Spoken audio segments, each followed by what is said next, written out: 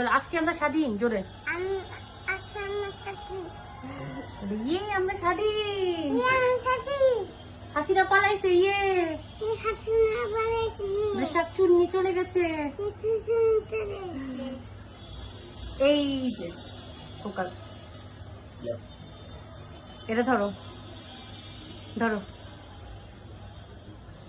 এখন আমরা হাসিনার নৌকা ডুবাবো না, এখন আমরা হাসিনার নৌকা কি করবো মা, আমরা জ্বালিয়ে ফেলবো। ও সব কুকর্ম, ওর অহংকার সব এখানে জ্বলে যাবে।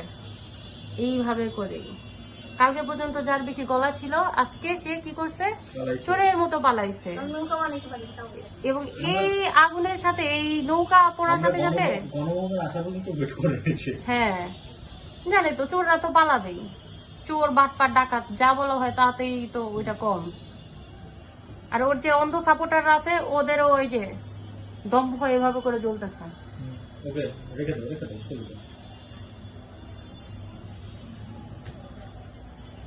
মা এলো, এখন নিমু আমরা সেলিব্রেট করবো হাসি দাঁড়িয়ে।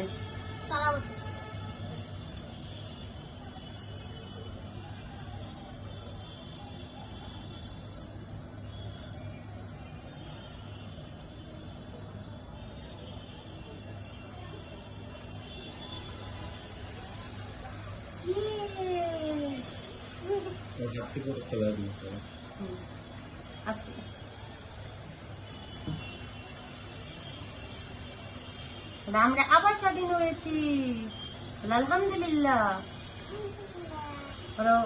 যারা শহীদ হয়েছে তাদেরকে আমার সালাম। সেটাকে আমি শহীদ হতে পারলাম না।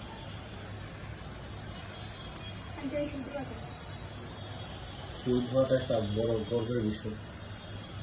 যারা হয়েছে তাদের পুরো পরিবারের আজকে আশা যদি পরিবারের শান্তি আসতে, শুধু ওরা না, প্রত্যেকটা মানুষের পরিবারের শান্তি আসছে। আর আওয়ামী লীগেরই এভাবে করে পুষছে।